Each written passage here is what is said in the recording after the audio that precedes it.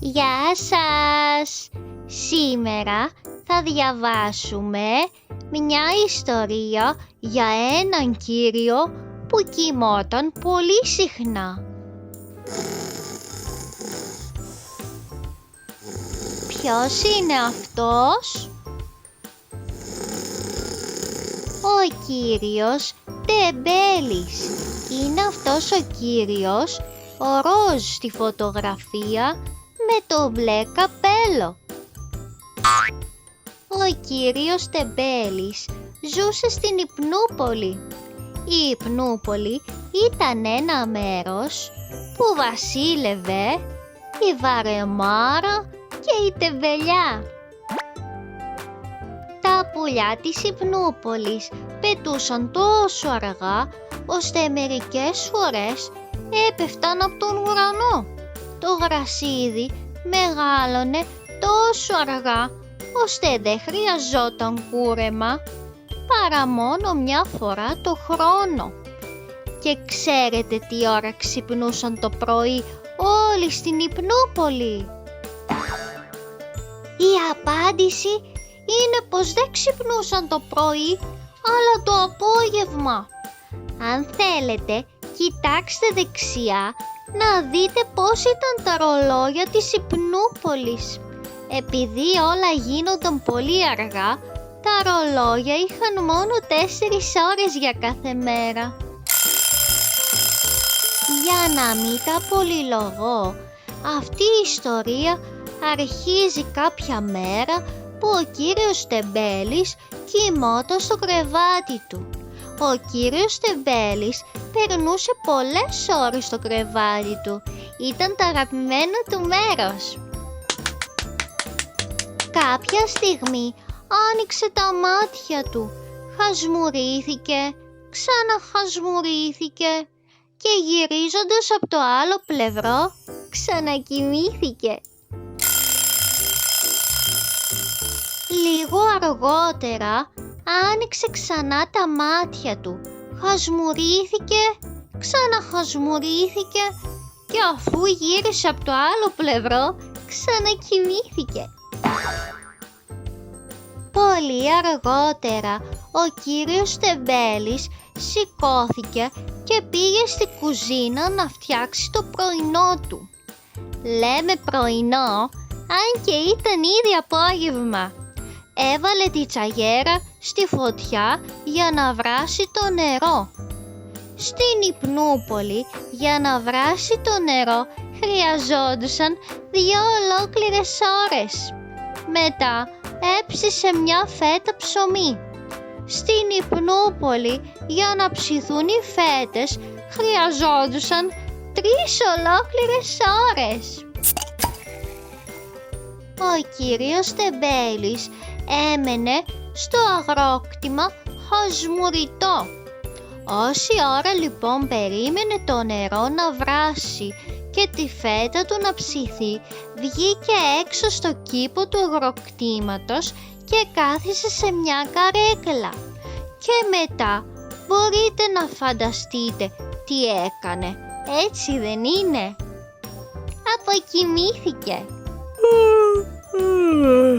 Ξαφνικά, εκεί που κοιμόταν, άκουσε μια φωνή. «Ξύπνα!» έλεγε η φωνή. «Ξύπνα, ξύπνα, ξύπνα!» Ο κύριος Τεμπέλης πετάχτηκε πάνω τρομαγμένος. Μπροστά του βρισκόντουσαν 2 άντρες.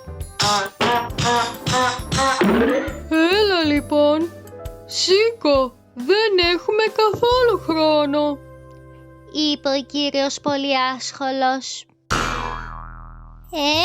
Να σηκωθώ? Πότε? Τώρα? Όμως αν... είπε ο κύριος Τεμπέλης. «Δεν υπάρχει χρόνος για πολλά λόγια. Λοιπόν, οι δουλειές σου είναι να κόψεις ξύλα για το τζάκι, να στρώσεις τα κρεβάτια και να σουγκαρίσεις το πάτωμα. Τα τζάμια θέλουν καθάρισμα και τα πιάτα πλύσιμο. Πρέπει ακόμα να ξεσκονίσεις όλο το σπίτι, να κουρέψεις γρασίδι και να μαγειρέψεις. Ξέχασες το πλύσιμο και το σιδέρωμα των ρούχων, είπε ο κύριος Φουριόζος.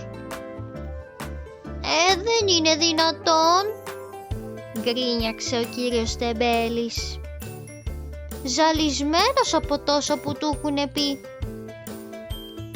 Πρέπει να σουγκαρίσω τα ξύλα, να κόψω τα κρεβάτια, να στρώσω το πάτωμα.